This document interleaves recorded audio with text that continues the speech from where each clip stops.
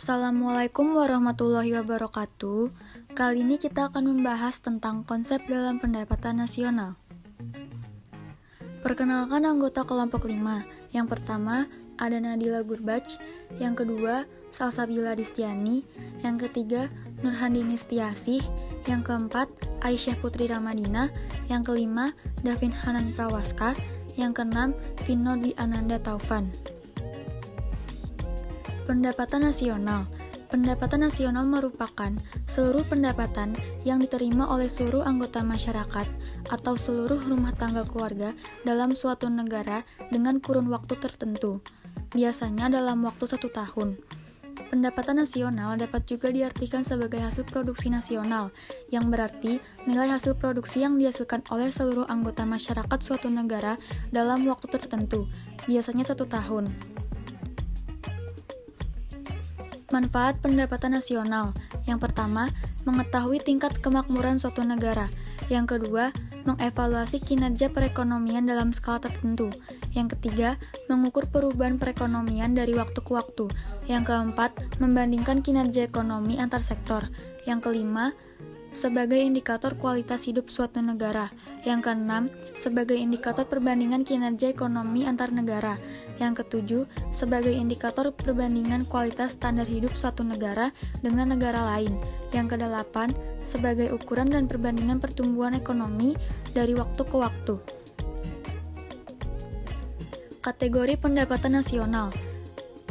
Ada PDB, yaitu produk domestik bruto atau Gross Domestic Product, merupakan jumlah produk berupa barang dan jasa yang dihasilkan oleh unit-unit produksi di dalam batas wilayah suatu negara atau domestik selama 1 tahun.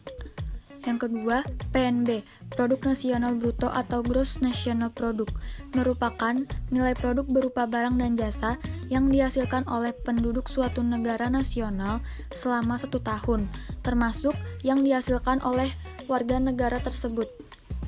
NNP, penggantian barang modal bagi peralatan produk yang dipakai dalam proses produksi, umumnya bersifat taksiran, sehingga dapat menimbulkan kekeliruan meskipun relatif kecil. Berikutnya ada NNI, pendapatan nasional neto atau Net National Income, merupakan pendapatan yang dihitung menurut jumlah balas jasa yang diterima oleh masyarakat sebagai pemilik faktor produksi.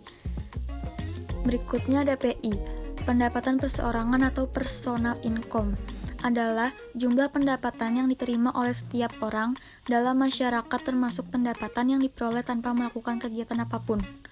Yang terakhir ada DI, disposable income, yaitu pendapatan yang siap untuk dimanfaatkan guna membeli barang dan jasa konsumsi dan selebihnya menjadi tabungan yang disalurkan menjadi investasi. Yang terakhir ada klasifikasi perekonomian Indonesia. Menurut International Standard Industrial Classification atau ISIC, perekonomian Indonesia dibagi menjadi beberapa sektor atau lapangan usaha yang terbagi ke dalam 3 kelompok, yaitu pertama, sektor primer, yang kedua sektor sekunder, dan yang ketiga sektor tersier.